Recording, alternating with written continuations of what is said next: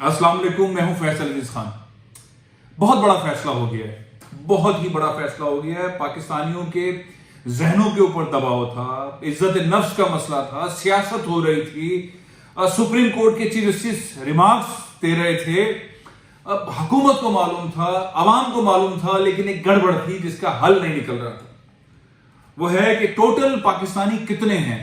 कोई कहता है पाकिस्तानी 22 करोड़ है, लेकिन असल में पाकिस्तानी 22 करोड़ हैं, 24 करोड़ हैं, 25 करोड़ हैं, 26 करोड़ हैं। कितने हैं पाकिस्तानी? और पाकिस्तान का सबसे बड़ा शहर कराची, जिसके बारे में कहते हैं कि 1 करोड़ 60 लाख लोग यहां रहते हैं, उसके बारे में सुप्रीम कोर्ट के चीफ जस्टिस जनाब जस्टिस गुलजार अहमद साहब ने कहा यहां 3 करोड़ से ज्यादा लोग रहते हैं।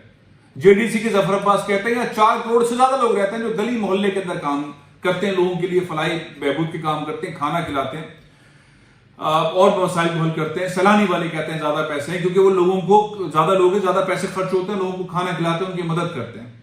लोग हैं कितने? मुत्तहिदा कौमी मूवमेंट ने अपील की, डिमांड की, लोगों को गिनो। पीपल्स पार्टी ने भी कहा लोगों को गिनो। आखिरकार फैसला हो गया है, टोटल पाकिस्तानी हैं कितने, पाकिस्तान के सबसे बड़े शहर में लोग कितने हैं। एक मईशतदान जो टेलीविजन के ऊपर मुसलसल बात कर रहे थे, उनसे बहुत लंबी बहस हुई और उन्होंने इस नतीजे पर बहस खत्म की और मेरे पॉइंट को माना कि पाकिस्तान में महंगाई कभी खत्म हो ही नहीं सकती। इसलिए नहीं हो सकती कि ये तय ही नहीं है कि टोटल पाकिस्तानी हैं कितने। आप गिने ही ठीक नहीं रहे। आप कहते हैं 1 करोड़ 60 लाख कराची के अंदर पाकिस्तानी रहते हैं और उसके लिए आप पानी का इंतजाम 1 करोड़ 60 लाख लोगों के लिए करते हैं, उनके खाने पीने का इंतजाम 1 करोड़ 60 लाख के हिसाब से करते हैं, उनके रहन सहन सब चीजों का बंदोबस्त 1 करोड़ 60 लाख के हिसाब से करते हैं, और लोग 3.5-4 करोड़ के करीब हैं या 3 करोड़ के करीब है। अगर सुप्रीम कोर्ट की तरफ से पाकिस्तान की हम बात मान लें तो 3 करोड़ से ज्यादा लोग हैं, तो ना उनके लिए पानी खाना पीना नहीं, इसलिए डिमांड एंड सप्लाई कम है, इसलिए महंगाई में इजाफा होता है। और यही सूरत हाल पाकिस्तान के दीगर शहरों के अंदर है। 70% रेवेन्यू, 70% सारे मामला को देखने वाला शहर कराची है, जिसमें गंदगी का ढेर है। दुनिया के बड़ी बड़े इदारे कह रहे हैं कि दुनिया के अंदर सबसे जो गंदे शहर हैं, जहां पे ट्रांसपोर्ट नहीं है, इसकी सड़कें टूटी हुई हैं, जहां पे निकासी का सिस्टम ठीक नहीं, जहां पे करप्शन है, जहां पे गवर्नेंस के इश्यूज हैं, उसमें कराची शामिल है। पिछले 13-14 सालों के अंदर जो कराची के साथ हुआ है वो शामिल है। अब एक रोशनी नजर आई है और ये पाकिस्तानी को तस्लीम करना चाहिए। अगर पाकिस्तान ने आगे बढ़ना है तो उसके इंजन को ठीक करना पड़ेगा। जो रेवेन्यू देने वाला इंजन है उसको ठीक करना पड़ेगा। जब तक शौकत अली साहब की जो बातें हैं उस पर अमली तौर पर इकदाम, तो इमरान खान साहब जो कह रहे हैं टैक्स लिया जाएगा, रिफॉर्म्स की जाएंगी, और चूंकि सबसे ज्यादा टैक्स देने वाला शहर है, सबसे ज्यादा रेवेन्यू देने वाला शहर कराची है, तो इसके मामले को ठीक होते होते, पाकिस्तान के दीगर शहरों के मामले को ठीक होते होते कराची ने ही पाकिस्तान को चलाना है। तो इसका जो इंजन है, पाकिस्तान का जो इंजन है वो कराची है। इसको ठीक करने के लिए अब फैसला हुआ है कि मर्दमशुमारी होगी, और मर्दमशुमारी होने के लिए यह तय हुआ है कि लोकल गवर्नमेंट के इलेक्शंस नहीं होंगे जब तक कि मर्दमशुमारी नहीं होगी।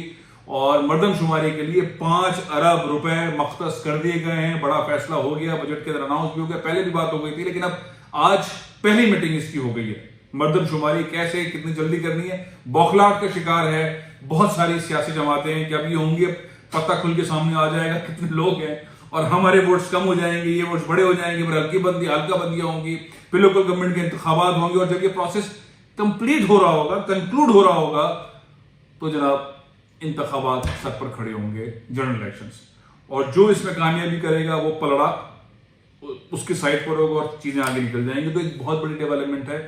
ये चीज बिल्कुल तय है कि जब तक आपको ये पता ही ना हो कि आप कितने हैं, अपने घर की बात कर लें, आपको पता है कि आपके घर में 8, 10, 6 लोग हैं, उसके हिसाब से आटा आता है, चीनी आती है, दाल आती है, घी आती है, फ्रूट आता है, हर चीज आती है। पाकिस्तान में अब तक ये नहीं पता कि कितने लोग हैं, और महकमा शुमारियात भी आपको गोल मोल किस्म का डेटा देता रहा है।